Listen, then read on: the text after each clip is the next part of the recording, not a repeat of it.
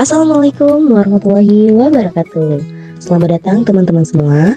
Pada video kali ini kita akan membahas analisis sistematika penulisan skripsi khususnya pada bab 4 dan bab 5.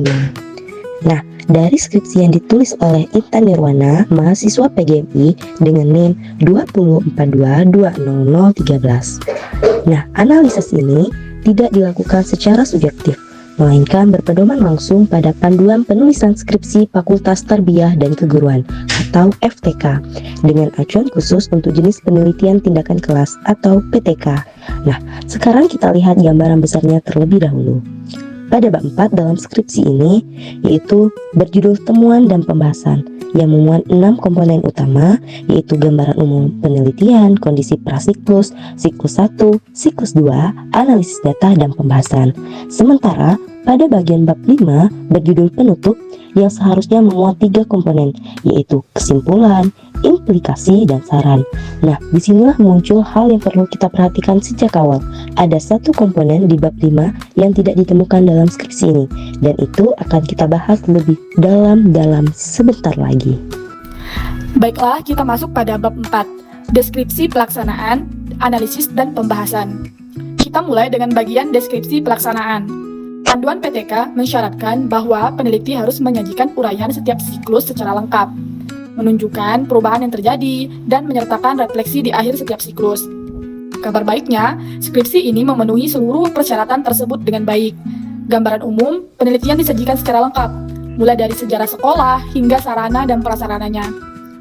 Kondisi awal atau prasiklus didokumentasikan menggunakan 4 instrumen sekaligus, yaitu observasi guru, observasi siswa, wawancara, dan angket. Siklus 1 dan siklus 2 masing-masing memuat keempat tahapan PTK secara runtut, yaitu perencanaan, pelaksanaan, pengamatan, dan refleksi. Data pun disajikan dalam tabel dan grafik yang memudahkan pembaca melihat perubahan antar siklus. Semua ini adalah nilai positif yang kuat. Namun, ada 2 hal yang perlu mendapat catatan di bagian analisis dan pembahasan. Pertama, peneliti menambahkan subbab analisis data dan interpretasi hasil yang tidak secara eksplisit diwajibkan panduan, dan ini justru menjadi nilai tambah karena memperkuat argumen penelitian. Kedua, bagian pembahasan masih terasa kurang mendalam. Peneliti memang mengutip 4 teori dari Pikri, Madonna, Pagara, Suryani, dan Mayer. Namun, pengaitannya itu bersifat umum. Panduan menuntut bahwa setiap indikator minat belajar dibahas secara spesifik dengan teori yang relevan, bukan hanya secara keseluruhan. Ini adalah area yang perlu diperkuat.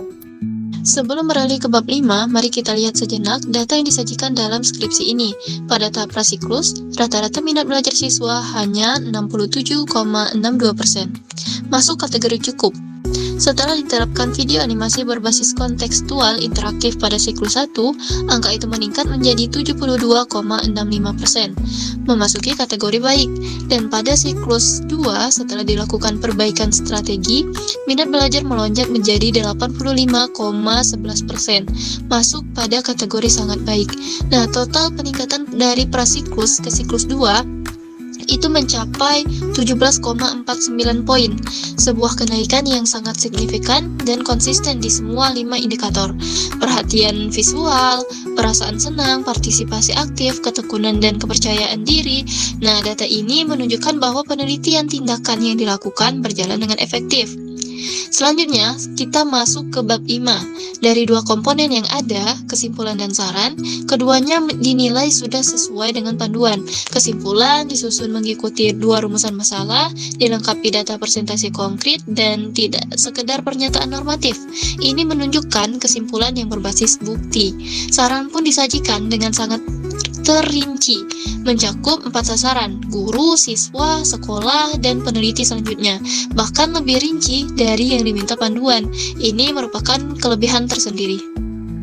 Baik, di sini saya akan menjelaskan subbab implikasi dan saran. Nah, inilah bagian yang paling penting untuk diperhatikan. Panduan skripsi FTK untuk penelitian tindakan kelas secara tegas menyebutkan bahwa bab 5 penutup harus terdiri dari 3 komponen, yaitu yang pertama ada kesimpulan, yang kedua ada implikasi, dan yang ketiga ada saran. Namun, dalam skripsi ini, subbab implikasi sama sekali tidak ada. Penelitian langsung melompat dari kesimpulan ke saran, tanpa menyertakan implikasi di antaranya. Ini adalah ketidaksesuaian paling mendasar yang ditemukan dalam analisis ini. Lalu, apa bedanya implikasi dengan saran? Ini pertanyaan penting yang perlu kita pahami dengan benar. Implikasi bersifat analitis dan konsekuensial. Ia menjelaskan apa akibat logis dari temuan penelitian bagi praktik pembelajaran. Misalnya, bagaimana hasil riset ini dapat diaplikasikan secara operasional di kelas 6. Di kelas-kelas lain, bahkan dalam pengembangan kurikulum secara lebih luas. Implikasi menjawab pertanyaan, kalau temuan ini benar, apa artinya bagi dunia pendidikan? Saran berbeda. Saran bersifat imperatif dan praktis, menggunakan kata-kata seperti sebaiknya, disarankan, hendaknya, ditunjukkan pada pihak-pihak tertentu untuk melakukan sesuatu ke depannya. Saran menjawab pertanyaan, apa yang harus dilakukan? Keduanya berbeda, dan keduanya wajib ada skripsi FTK sesuai panduan FTK.